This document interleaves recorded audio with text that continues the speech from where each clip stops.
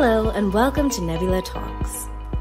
Before we begin, we have a few updates and reminders for you. We would love to have you be part of our Nbyula community. And you can do so by logging on to www.nbyula.com, where you can join communities related to your area of interest, register for upcoming Nbyula Talks, book one-to-one skylifts, and view other upcoming events. You can also take this opportunity to connect with fellow learners or the speaker by sending a connection request.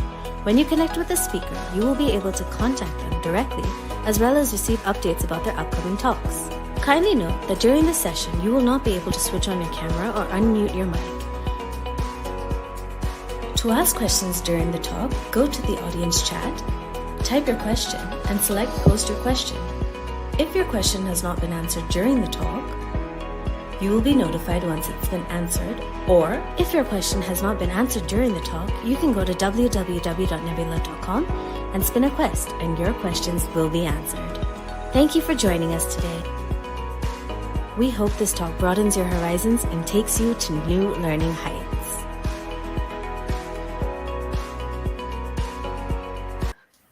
Hello everyone and a very warm welcome to our Nbyula Talk. I am Sadhana, part of the Nbyula editorial and engagement team and your compere for the day. It's a lovely Saturday and it's very great to have you all amazing people join us in this super interesting conversation today. To begin with, let me give you all a brief introduction of what Nbyula is and how we empower international study and work aspirants. Nbyula strives to bring about transparency, accessibility, and awareness around everything pertaining to international study and work. We do that by connecting aspirants of international study and work with experts from every related field, international students, alumni, and scholars, etc. So today we have with us Divya Bhandary, a hydrologist from Nepal, currently pursuing her master's in Germany. She is a DAAD scholar. Welcome to Nbyula Talks, Divya. Would you like to say a few words about yourself? Hi, thank you, Sadhana. First and foremost, I would like to congratulate and also thank you for organizing this session, because I think a lot of students will be able to be benefited from here. Talking about myself, hi everyone. My name is Divya Bhandary. I'm a civil engineer from Nepal. I pursued my bachelor's in Nepal University from Nepal, and now I'm pursuing my master's degrees from Water Resources and Environmental Management program with the DAAD scholarship. Thank you. Thanks for the introduction, Divya. So all my attendees, let's jump straight in and learn more about the DAAD scholarship from someone who has recently bagged the scholarship and is studying in Germany. And during the entire time, if you have any questions, please feel free to shoot your questions in the chat box. So the fully funded German Academic Exchange Service, or the DAAD, is the world's largest funding organization of its kind.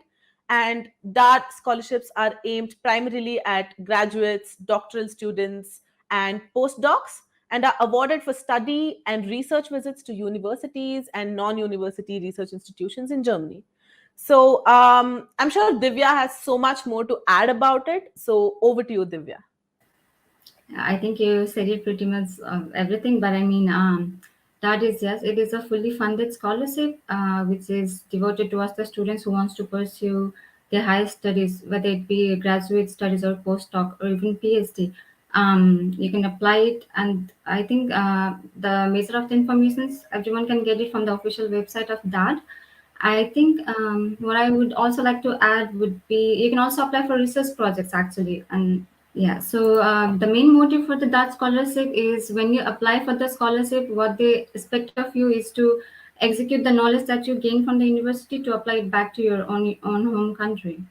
So for that, you will also be needing, I think it depends upon the type of scholarship that you apply, because under that scholarship also there are many different kinds of scholarship. For example, the scholarship that I applied for is EPOS, which is development related graduate studies. So I needed to have 2 years of experience before applying for this scholarship. So you need to be very careful about the prerequisites that you need to have for applying this kind of scholarship. So could you tell us a little more about, how you learned about, the DAAD scholarship and, what made you decide to apply for it? Well, this tour is goes back to my bachelor studies, because I remember when I just enrolled into my bachelor, we used to have orientation sessions during the initial weeks, and there I remember one of our professor said something in German, which I obviously did not know that it was German at first, and I was like, "What was that language? I have never heard of this." And then later, I got to know that he was a Dutch scholar. He pursued his masters in Germany, and he is one of the best hydropower professors in Nepal. And I was like, okay, Germany is really, how do you say, they must have a very good education system. That's why he has now turned into a very great expert in hydropower field. So I wanted to pursue master's degrees there in Germany. But at that time, it was just hypothetical for me, because going abroad was not really my plan at first. But after I graduated, I attended some that scholarship seminars like these randomly, Mhm. because it was proposed by the same professor. And then I attended, Mhm. and it seemed like, okay, maybe, I mean, I paid attention to the prerequisites that I needed. So I started taking the list, like, okay, I have 2 years of experience, I have bachelor's degree in civil engineering, so maybe this university I can apply here. So that's how I aimed for Germany. And because I had been, my father is a civil engineer by profession. So I was always open to this surveying environment. I would go out in the fields with him, see him using total stations and auto label, and surveying, leading other people to do this, do that. And I was like, okay, that's a really great career to have. Like, you can lead people, tell them what to do. But the main motive was to obviously help the people who are marginalized, the people who Mhm. are affected. So that's where I got my main inspiration from, my dad and my professor. And that's how Mhm. I ended up looking for scholarships, and then I found out that through the DAAD website. That's really interesting, like the kind of things that changed you and the motivation and the inspirations you're carrying. That's why we keep saying skillisms at Nebula to, attend talks and listen to talks, because you never know what Exactly. you listen to, and there's always this one thing, one random moment that, inspires you to do things, and, Exactly. And gives I'm you so much insights. Yes, and I'm sure Nebula So is definitely can definitely help a lot of students to at least, for example, for me, I was very lost. I did not know what I wanted, where I wanted to go. But I mean, through this talk, I'm sure many people will get inspiration and definitely find information that might help them for proceeding from here. yeah, yeah. So did you apply to any other scholarships along with this? Could you like tell Um, us a little more about it? Well, it's always a smart thing to keep a plan B for yourself, because Mm-hmm. I was not so. I mean, I kind of had a vision that maybe I'll get selected, but I always was dreading the results. But anyway, yes, I did apply for another university in Netherlands. That was Mm-hmm. called Orange Knowledge Program, if I'm not wrong. OKP scholarship. That was Mm-hmm. in a university, IHE Delft. But the year that I applied, unfortunately, they had removed Nepal, the candidates from Nepal as a to qualify as a scholarship holder, because of some. I'm not sure if it's the correct reason, but surprisingly, the GDP of Nepal for that year had increased, so we were not eligible to apply for scholarship. But I would say it turned out well, because I'm happy here. Yeah, that's great. So for the DAAD scholarship, what was the application process? Processes are always stated in the website, but one thing that you need to take care of is your experience. It needs to be in your field. Mm-hmm. uh, then only it counts. And the other thing that you need to take care of is that your motivation level should be really good. Mm-hmm. And apart from that, your academic results should be well. When I was selected for the Dutch scholarship, I had to obviously apply for visa, right? And Mm-hmm. it's a privilege for someone who has received this scholarship, because normally it would take 3 to 4 months to get the visa, Mm-hmm. and but because I had received this scholarship, it only took me 4 days to get the visa. I never really had any complaint about the process, because once you get the scholarship, everything else is really smooth. Yeah. So coming to the motivation letter and SOPs and everything you mentioned about. So Yes. did you do all that by yourself or you had help? Like No, what are the resources you looked into? You did that by yeah. yourself. I think I get this question a lot. People say that maybe somebody helped you, maybe you went to a consultancy. No, I did it all by myself. I wrote how I got motivated from the start, and then I explained my academic achievements, and then how Mhm. I am how do you say inspired and motivated to also work in future in the same field and back in my home country, obviously. I think one important thing that you need to take care of, obviously I watched a lot of YouTube videos and I got all kind of different ideas, but I think what helps is to create an anecdote to grab the attention of the reader. So that's what I Yeah, think, yeah. and I think it worked for me. Yeah. So, like you said, it's always good to, like, watch a bunch of videos or get info from somebody who's already done it, like Yes, our of viewers course. are getting info from you. Yeah, So, yeah, yeah. It's been really, there, done that, and so you can guide them in a better way. So you would have probably tried, 10 different ways, and out of those 10 different ways, you would have found so and so are the best ways to do it. And so you give them the experienced opinion, so they have it easier. They don't have to go through the 10 ways, they can go through the exactly. best ways. Yes, yes, this Yeah. is what I was So gonna say because it's the best advice that you can get. You can learn so much from somebody else's experience, and this is very yeah. difficult to get. For example, I did look for any seniors who were there from the same university. Unfortunately, I did find someone, and Hmm. she kind of helped me calm down because it's a very nerve wracking process to be honest to get the scholarship. So yeah, Hmm. she did help me a little bit, but the most of the things I did it by myself. Yes.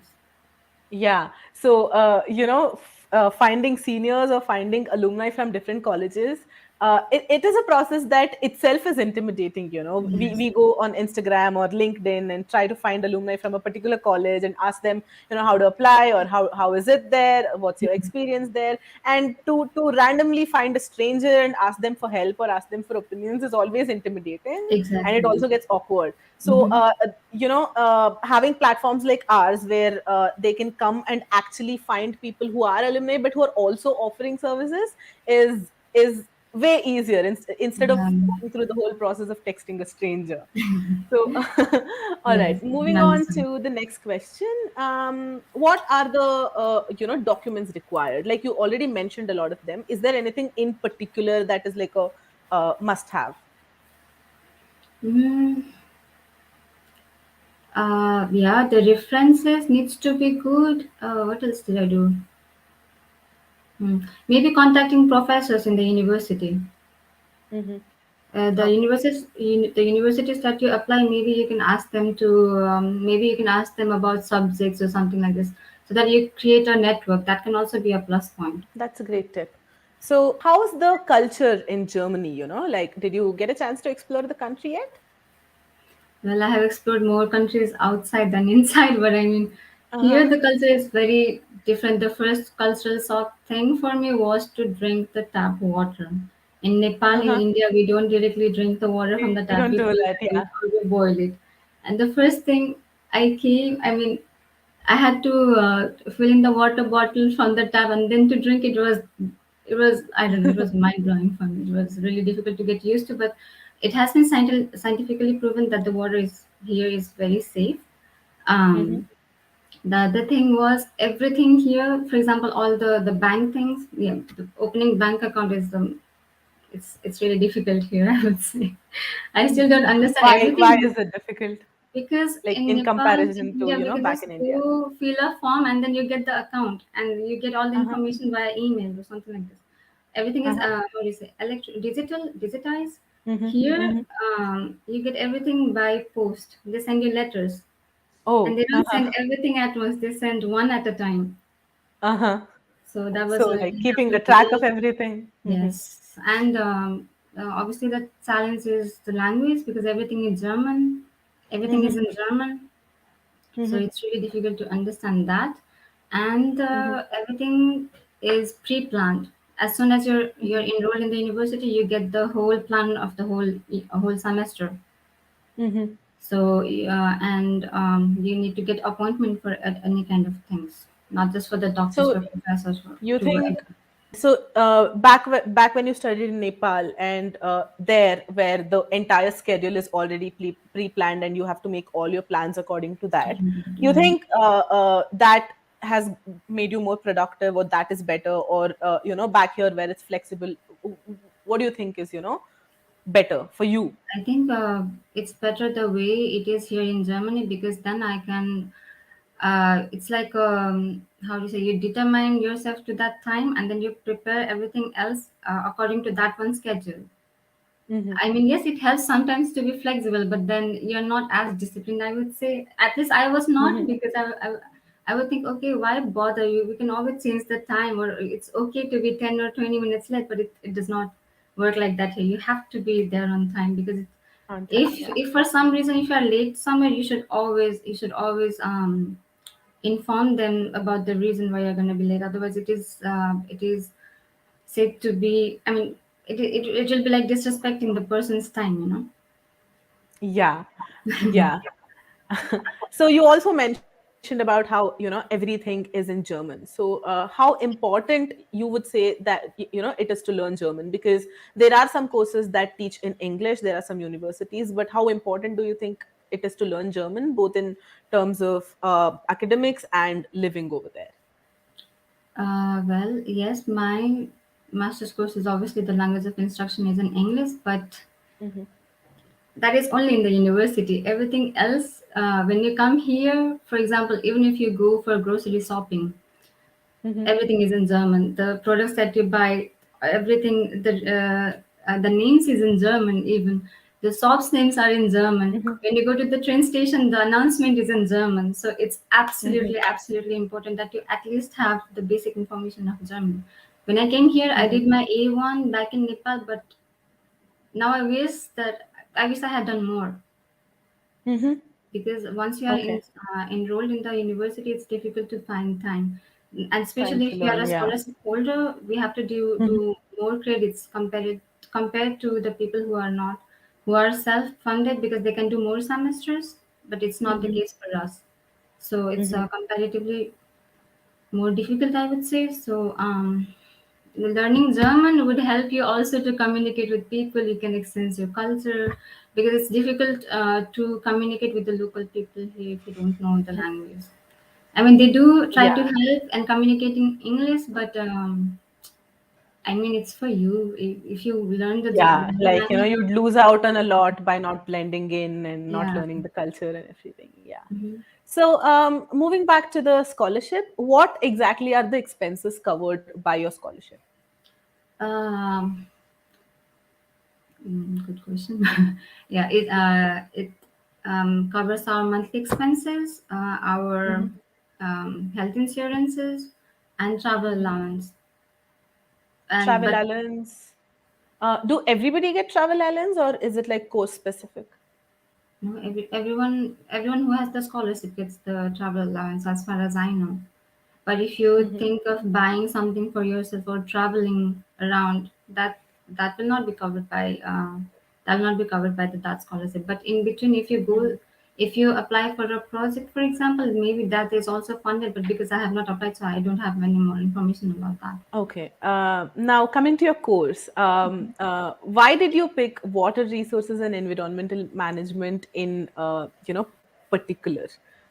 In particular, well, as I Yeah. said before, and as Yeah. someone Like. who has been suffered from, who has seen the consequences of flood, we used to have water coming inside our houses when we were kids, and we would just sit on the beds, and my mom and dad would go out in the water, bring food, and give us food.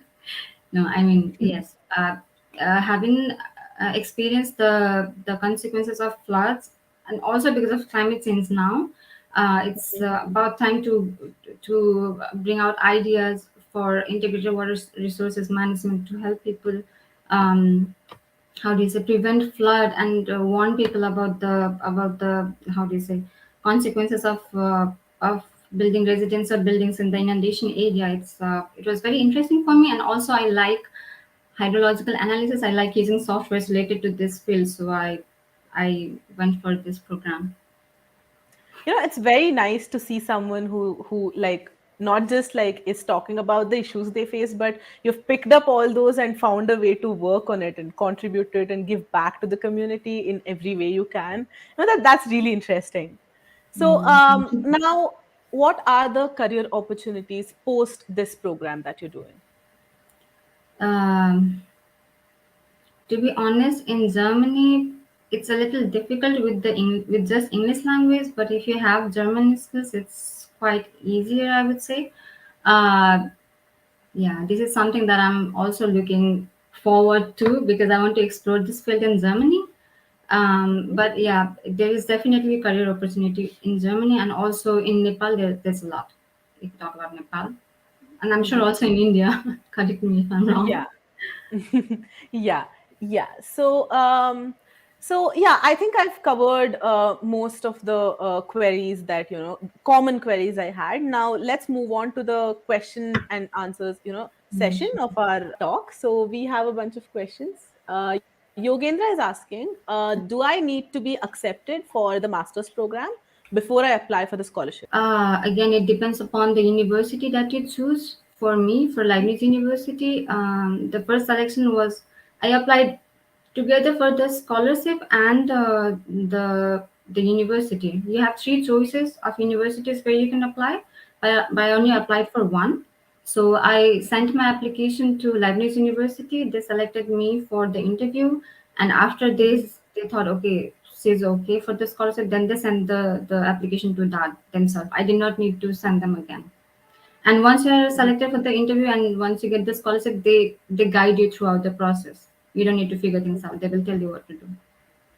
That's really helpful,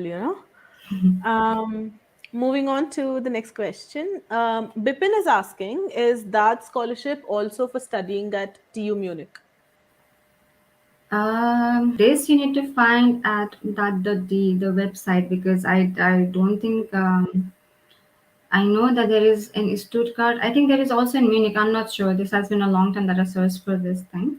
So I would suggest you to go to the official website of that and then look for it. You can just give in the keyword of where you want to study, or you can also type in this university name and look for the program that you want to apply and see if they have the scholarship because the information is so clear in the website.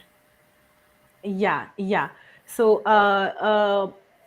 attendees, you can also do that. You can go and check out in the official website of DAAD and also put your questions in the quest section of our website. So, somebody from our team will get back to you. Moving on to the next question. What is the minimum GPA required for a DAAD scholarship? This I am not sure to be honest, but I will do say one thing that only getting great GPA will not take you anywhere. To be honest, because you need to have experience as well. Because me, I'm not someone who is someone who is I don't know a genius at studies. I'm just an average student, but I did have experience in the same field, and they liked my motivation letter, so that helps too. It's not just about GPA, so don't worry if your GPA is just average or it's not extravagant. It's fine. It's totally fine. Mhm. Okay. We have another question. How much does work experience play a role in the DAAD scholarship application? I mean, you did mention that for particular courses it is a mandatory requirement, but overall in general. So, what percent of weightage do you think it plays? For EPOS, that scholarship, this is a scholarship that I got, I mentioned before. Okay, so for EPOS to have 2 years of experience is was absolutely important. It was one of the criteria that you get evaluated upon. But for other scholarship, there is another that scholarship holder in my class who had zero experience. She came here immediately after graduating. So again, that is another kind of scholarship under that. So it depends on what kind of scholarship you are going for. But if you have experience, of course, this is a very good point because then you can explain how your work experience was, and then you already kind of have a vision what major you want to go, you know, and you understand what kind of where is your what things you want to learn more. That really helps. Yeah. So for all masters, it's usually suggested that if you have work experience, you know how the industry works, and you Yeah, do know whether you want exactly. to continue or not. Yeah. Also to make networks, actually, to make networks. Huh.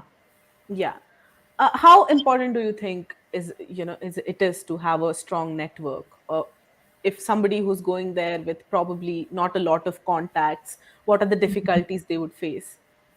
Um, if you are going there first hand, you will never know what to expect. But if you have heard someone talking about their experience, you can always learn from their mistakes. So I think it's absolutely important to have kind of a guideline from somebody else who has already gone through all of this process. So that can be like, this is the best thing that you can get. The best advice that you can Yeah. get is from someone who has already gone through this. So I True. think I it's really completely agree important. with that point. Yeah, that's something we have been telling over and over again, even in the course of this talk, to always, get advices from people who've already Yeah. been there. They can give us insights better than what, a consultancy can do, because somebody from consultancy wouldn't actually be going through the entire process like a student or an alumni has been through. Mhm. Well, there's another question which says, how long did it take for you to learn German? You said you Uh, did your A1 in Nepal and then you went there and completed. So, how long did the entire process take for you? Actually, I'm just on A2. I did not finish everything, but there Okay. is intensive course and then extensive course. I think this is the word. So intensive course will you will require 2 months to complete one level. Otherwise, 1 whole year to complete one level. For example, Mm-hmm. in my Oh, good. university we have free language classes, but Mm-hmm. to finish one level, it takes 1 year, I think 6 months or 1 year, because you also have classes you have to understand. There's just one class per week for German, so Oh, it okay. will be a long process. It can be a long process. But And maybe it's it'll good for also, some people. Maybe it's good for some people because then you have you practice every week, and it's not yeah, just but 2 months and then you're done. do you think, it'll be difficult to catch up with it, if the classes are 1 week away because it's a new language, and, how much of it would be actually be retained? Um I think it depends upon your interest in Individuals is language. what you say. Interest Uh-huh. in language, because even if it's just 1 week, once in a week, if you go out in the groceries and then you try to communicate, then you feel like, okay, you are doing good. But then if you have a lot of class and you just speak German in class, but then outside you are still trying to just speak in English, then that does not help.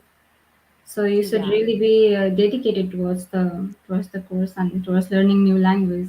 It's not easy. I'll not say that it's too easy. It's really not easy. For me, at least, it's really difficult because now German is my fifth language. Like, what the hell? Mhm. It's really difficult to you know to be motivated and continue learning German. It's difficult. It's a difficult language. So, what tips do you give people who are currently learning German language to, sort of get better at it? Or like, what are your top tips to get better at German, or we get better at learning German? Hmm. I think if I were you, I would look for groups on social media where people are learning German. I'm sure there are some groups, Mhm. and then Mhm. maybe talk to random people, because that's how Mhm. I prepared for my English test, the TOEFL Mhm. test that I did. That's how and I think it was really helpful. So I think Mhm. nothing is better, and something is better than nothing, and something is better than nothing. So go for it. Yeah, having a speaking partner or groups of people always helps. Yes. We have another question which says, what are the other fully funded scholarships available for MS in Germany? Like, do you have any insights on that? Not really, but fully funded. Fully funded, I don't think so. But there are some partly funded. Uh, these are some government scholarship. I think I'm not sure. I don't want to give out an information that is not true. So maybe I'm not the best person to ask this question. Well, so as sort of concluding remarks, okay, we have another question. Thinking Looking back on your life, how has studying in Germany from Nepal, like moving from Nepal to Germany, how has it changed your life in general? First thing I have learned to be punctual. A lot more Uh-huh. punctual that I used to be because, well, yeah, I used to go my job on time, leave my workplace on time, go to classes almost on time. But here it's really strict. You have to be punctual. I'm more confident now. I would have never thought in my life that I would talk in front of 500 people when I was in Nepal, and I'm fine. I thought I would be dreading myself. I thought I would be nervous, but I think I'm doing pretty okay. I'm more You're doing great. Let me thank tell you. you. um, yeah, I mean, life has changed a lot. I have a different living style now. I'm more happy, I would say, but also um, I have seen life in a different way now because in Nepal I used to live with my family under my mom's and dad's shadow. I used to have everything for me. My mom and dad would do everything for me, but now I'm handling the finance myself. I'm maintaining. I'm kind of doing everything by myself. It was a complete 180 turn, 360 Mhm. 180 turn. Okay, for me because obviously living away from family it's difficult. Once you come here you will. I used to think, oh my god, what did I do? Now I'm alone. I used to have my family with me. I used to, although I used to fight with my sister, at least I had a friend at my home, and now I'm all alone with surrounded by people who speak completely different language. Because even though you learn the language, you come here, but it takes a lot of courage to actually go in front and then communicate in German with the native German speaker. So it was Mhm. a bit Great. challenging for me, but I'm getting used to it, and I think I'm more confident now. I would Yeah, also coming believe out of so. it stronger and more independent. I have one last question. The scholarship you get, is that enough, or do you still have to take up part-time jobs to for your normal expenses, not for the expenses outside of not for having fun and all that, just to survive? Mhm. So does Yeah, the it's scholarship pay you definitely enough? enough. It's definitely enough because the stipend is designed in a way that it covers all of your supposed expense in a month. So you should be totally, how do you say, believe in that and Mhm. believe that they will definitely take care of you because obviously they calculate everything. You will also get the description of how the stipend has been calculated, how it is summed up, and then it is provided to you. And given that they also pay our health insurance, you don't really need to how do you say, worry about that. Worry So that about really anything, yeah. helps. Yeah. So this has been like a wonderful session with so many interesting questions and so many insightful answers from your end. So we have reached, the concluding point. So do you have any last final words to say, Yeah, I or think I like just a want top to tip or anything? I think I want to congratulate everyone who is been here because this is like a really good platform where you can also learn about a lot of different. I went to the through the website, and there's also like talk shows on IELTS, the English language test, and other kind of scholarship. This is really great. I wish I had known about this before, but of course, I mean, you people whoever is trying to apply for abroad, it's a really good opportunity what Nabila has been providing you. So I would like to congratulate you, and I hope that I was able to help even a little bit from my experience. And I would like to wish you all the best, and thank you for your time for hearing to my experience. Thank you. Thank you so much, Divya. You have given such amazing insights. And I'd like to say all the attendees that, if you have any more questions, or if you need, personal guidance on, any related topics or any topics outside of this, you can always head over to our websites and, book one-on-one sessions, or, chat sessions, or join communities and check out all the features. I am sure you'll get everything you're looking for in one place. So, thank you so much for joining with us today. Thank you, Divya. Thank you, all the audience. It was a lovely, lovely session. Hope to see you all again really, really soon. Thank you all, and do, keep yourselves updated about all the future Nebula talks and other events. Thank you, guys. I'm signing off. Thank you. Bye. Bye.